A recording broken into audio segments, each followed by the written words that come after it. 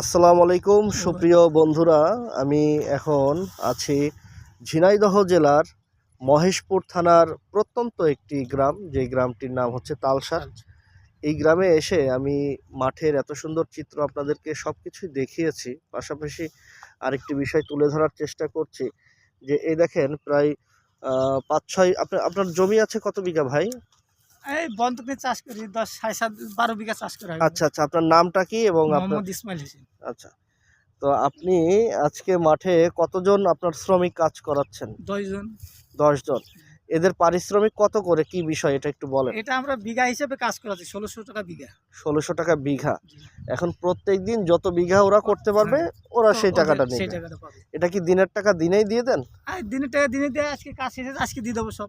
আজকে দিয়ে দেবেন সব? আজকে সব তো দিয়ে এক একজন আপনার এই শ্রমিক বা এই যে কৃষক বন্ধু যারা আপনার মাঠে কাজ করছে, এরা এক একজন প্রত্যেকদিন কত টাকা ইনকাম করতে পারে দৈনিক? এখন মনে করেন 800 900 1000।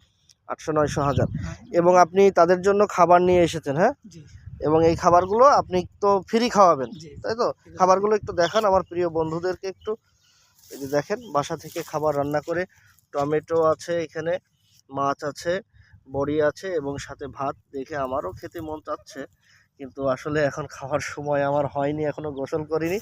ধন্যবাদ, সবাই দোয়া করবেন এই কৃষক ভাইদের জন্য। আসলে এই বাংলাদেশের অর্থনৈতিক অবস্থার উন্নয়ন ঘটে, কিন্তু আসলে এই কৃষক ভাই যারা এত সহজ সরল মানুষ, এদেরকে অনেক মূল্যায়ন করতে চায় না, ঠিক আছে?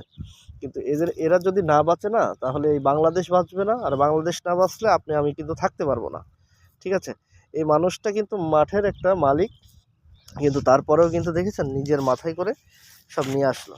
তো সবাই দোয়া করবেন, ভালো থাকবেন। আসসালামু আলাইকুম।